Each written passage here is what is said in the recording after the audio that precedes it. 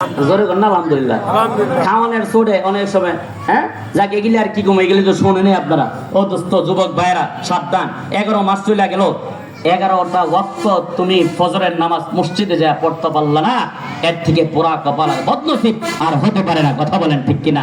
তাহলে ভূমিকম্প তো আরো আগে আবার কথাই ছিল, আরো আগে আসারই হক ছিল, কিন্তু আল্লাহ তাআলা ভূমিকম্প দেয় নাই। এই মাঝে মাঝে দিয়ে একটু ডর পাওয়া আর কি, একটু ধাক্কা দেয়, এই বান্দা তুই ওদিকে যাইতেছ কে, তুই এদিকে আয়। এই জন্য সাবধান সাবধান, এখনো সময় আছে। তওবা ইস্তেগফার পড়বেন নি ইনশাআল্লাহ? পড়বেন নি তওবা ইস্তেগফার? হ্যাঁ, দেখি যে অনেক উলামায়ে কেরাম, শায়েখ মাশায়েখ যারা, ওরাই তিনারা 5 ওয়াক্ত নামাজ পড়ে, তাহাজ্জুদ পড়ে, চাশ পড়ে, ইশরাক পড়ে, ইনারাই আবার তওবা ইস্তেগফার বেশি পড়ে। কিন্তু যেই মানুষগুলি সারা বছরে 5 ওয়াক্ত নামাজ পড়তে পারে না, ওই লোকগুলো সারা বছর যায় 50 বার ইস্তেগফার পড়ার সময় তার হাতে হয় না। এমন পাবলিক আছে না নাই? জোরে বলেন আছে না নাই? এই জন্য সাবধান দোস্ত, নিজেকে ঠিক করেন, নিজেকে একটু শুধরান, একটু ভালো পথে চলেন, তওবা করেন, এই ইস্তেগফার বেশি বেশি পড়বেন তো ইনশাআল্লাহ। মাঝে মাঝে কষ্ট লাগে, দুঃখ লাগে, কি জানেন?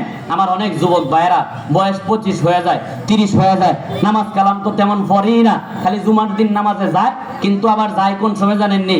ইমাম সাহেব যখন খুতবা দিয়া সানি খুতবার ভিতরে, এরপরে যখন প্রথম রাকাতে যায় দাঁড়ায়, এরপরে কিছু মানুষ দৌড়াদৌড়ি করতে করতে মসজিদে যায়, আবার সালাম ডাইন দিকে ফিরাই, বাম দিকে ফিরানোর আগে চিন্তা করে জোতাটা জানি কোন দুয়ারও রাখলাম। এমন আছে না নাই? তাড়াতাড়ি বের হওয়ার জন্য কত চেষ্টা, পাগল হয়ে যায়। সপ্তাহে একদিন মসজিদে গেছো, তোমার 5 মিনিট সময় হয় না মসজিদে একটু বৈশা ধীরস্থিরতার সহিত একটু নামাজ পড়বা, একটু আল্লাহ আল্লাহ জিকির করবা। এইভাবে যদি দিন কাটাই, ভূমিকম্প আইতো না কেরতো? ও দোস্ত সাবধান।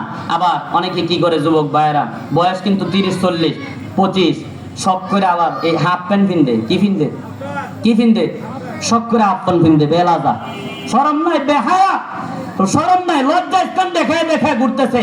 আরে লজ্জা স্থান দেখাইতেছো তুমি তো R15 বইয়া, আবার ওই যে R15 আছে তো 5 লাখ 6 লাখ টাকা গাড়ি কিনছে, পাওয়ারের ছোড়ে থাকো নিজ এলাকায় অনেক সবাই না, কিছু R15 বলার আবার ভদ্র আছে আলহামদুলিল্লাহ। R15 তো অনেক হুজুর চালায়, এতে কি সব R15 বলারই খারাপ নেই। কিছু যুবক ভাইয়েরা R15 ফিনদে, আবার হাফ প্যান্ট এমন জায়গায় ফিনদে, হাফ প্যান্ট ভিন্দা ঘুরে।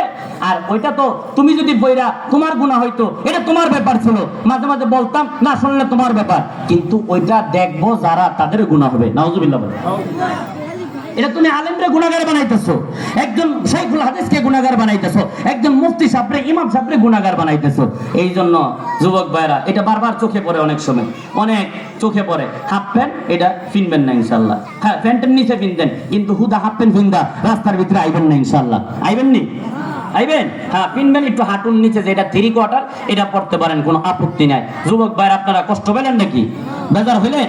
এটা আপনাদের ভালোর জন্য, আমাদের ভালোর জন্য, শুধরানের জন্য বললাম, কথাগুলো বললাম এলোমেলো, যেহেতু ভূমিকম্প হয়ে গেছে। ভূমিকম্প আল্লাহ তাআলা এটা কি বলে, শাস্তি হিসাবে দেয়, অনেক সময় গজব হিসাবে দেয়, এটা এরকম ভাবে কি বলে, সচেতনতার সহিত দেয়, সচেতন হওয়ার জন্য দেয়। এই জন্য সচেতন হতে হবে। ভূমিকম্প হইলে আমল কি, ইবাদত কি? নবীজি বলেন যে বেশি বেশি ইস্তেগফার। কি জোরে বলেন? কি? হ্যাঁ, বেশি বেশি ইস্তেগফার পড়েন। আস্তাগফিরুল্লাহ, সবাই আস্তাগফিরুল্লাহ, আস্তাগফিরুল্লাহ, আস্তাগফিরুল্লাহ। প্রত্যেকদিন কমসে কম 100 বার করে ইনশাআল্লাহ এই ইস্তেগফারটা পড়বেন। আজকের আমল, আজকের বয়ান থেকে এই কথাটা নিয়ে যাবেন ইনশাআল্লাহ। কে পড়বেন 100 বার করে? একটু হাত তোলেন।